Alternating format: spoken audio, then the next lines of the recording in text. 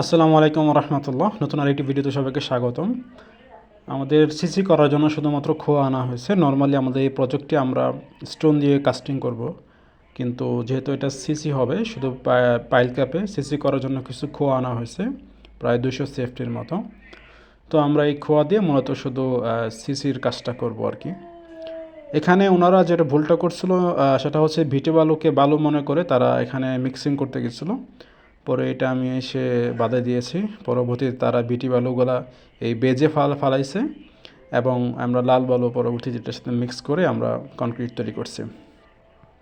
তো এখানে দেখতেই পারতেছেন, আমি বলার পরে তারা পুনরায় এই বালুগুলা উপর থেকে সরিয়ে ফেলতেছে এবং সেটা বেজে রাখা হইতেছে।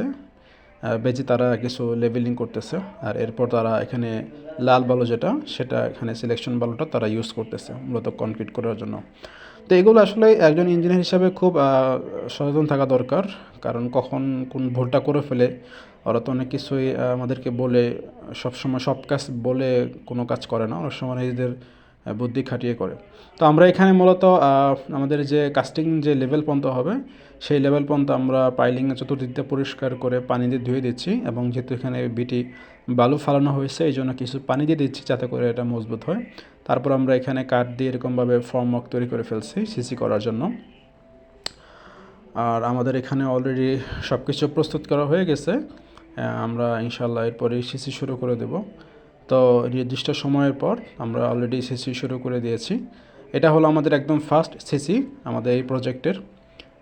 সর্বপ্রথম যে পাইল ক্যাপ, এটা হলো আমাদের 4th নাম্বার পাইল ক্যাপ ছিল, মাটি কাটা হয়েছে, বাট এটার কাস্টিংটা আমরা সবার আগে শুরু করতেছি আর কি।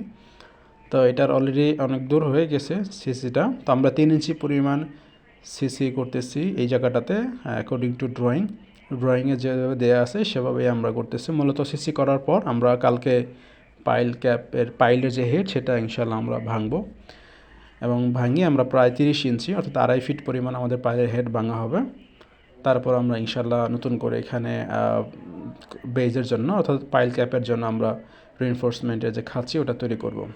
তো আমাদের পাশাপাশি 2টি বেজ অলরেডি প্রস্তুত করা হয়ে গেছে, সেগুলোতে আমরা এখন সিসি করবো ইনশাল্লাহ। তো ধন্যবাদ সবাইকে ভিডিও দেখার জন্য। আসসালামু আলাইকুম রহমতুল্লাহ।